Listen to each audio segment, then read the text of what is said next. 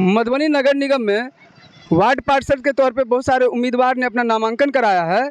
सबसे उपयुक्त उम्मीदवार आपको कौन लग रहा है? देखिए, जहाँ तक हम वार्ड नंबर 39 की बात करते हैं तो उसमें जो आज नामांकन दर्ज करवाए हैं असीम कुमार पासवान, तो उनका पूर्व से ही एक समाज में अच्छा छवि रहा है और समाज में उत्पन्न किसी भी समस्या पे अपने यथासंभव प्रयास किए हैं। पूर्व से ही वह समाज में जो व्यक्ति बीमार रहे हैं उनको हॉस्पिटल ले जाना, अगर रक्त की उनको अगर आवश्यकता पड़ी है तो ब्लड डोनेट करवाना, तो ऐसे काम में वो जुड़े हैं। उसके साथ ही युवा वर्ग से भी वो काफ़ी जुड़े हुए हैं, क्योंकि खेल से जुड़े हुए हैं, बच्चों को प्रोत्साहन देते हैं कि वो अच्छे दिशा में बढ़े।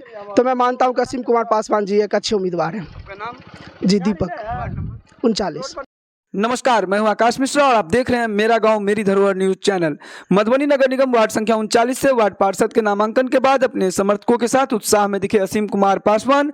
गर्मजोशी से समर्थकों ने किया स्वागत, अपने जीत का कर रहे हैं दावा। ये लोगों का पसंद था, लोगों का ये जो था कि सब लोगों का जनता का थी वार्ड पार्षद से आप चुनाव लड़िए।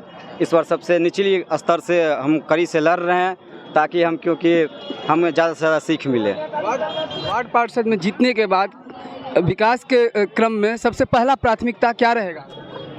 सबसे पहला प्राथमिकता मेरा यही रहेगा कि मेरे क्षेत्र में जो शिक्षा का व्यवस्था है, जैसे नाली का व्यवस्था है, जल जमाव का व्यवस्था है, यही सब व्यवस्था पे हम काम करेंगे।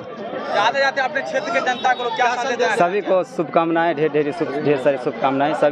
सभी लोग से हम वचनबद्ध हैं।